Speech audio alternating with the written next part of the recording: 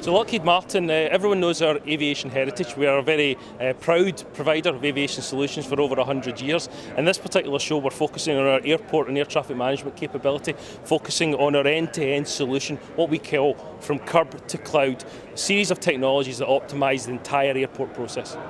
There's a couple of really interesting areas to talk about. Let's focus on first of all, area involving retail.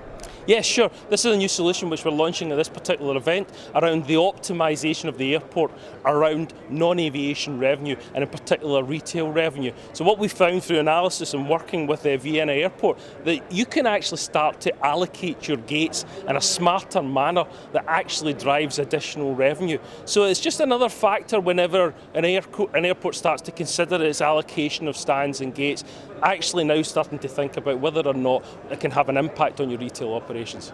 Another area you've got this year that is really interesting is to do with a project set to go live at Heathrow in a few weeks' time and to do with landing during stronger winds. That's correct, called TBS, time-based separation. It's a world's first, so this is a move away from the traditional approach of sequencing at airports where we typically sequence based on distance. What we're now doing is moving to sequencing via time, and what we found through analysis in conjunction with our partners NATS, that during stronger wind conditions that wakes actually dissipate faster, so as a result we can sequence planes in a shorter manner.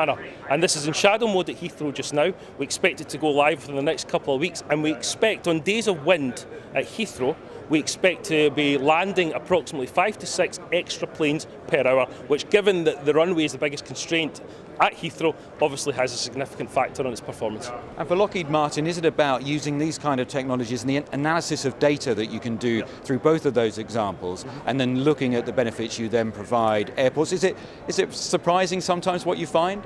Yes, you can tend to get some interesting insight into passenger behaviour and what different analytics can tell you. For example, one of our airports, we found that the passengers flying on lower cost carriers, the traditional lower cost carriers, they were spending money right up to like 10 minutes, 20 minutes before departure. And we also found that there were particular brands that were very popular with particular passenger groups. So it's all about what does the data tell you, what can you then use that information to then sort of influence future behaviours.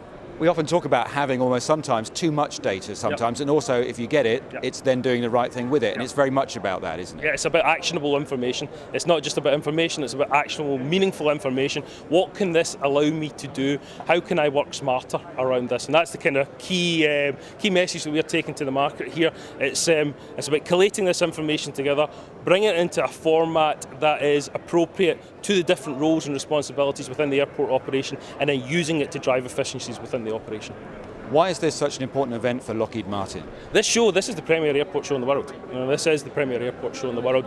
Our first thing we do when we get here is we book our booth for next year. That's the first thing we do. This is definitely the show that brings the most diverse range of job roles, jobs functions from the aviation sector to it. It also brings companies from all around the globe. You have companies from North America here, the European market, the Middle Eastern market, the Asia Pacific market. This is the show to attend.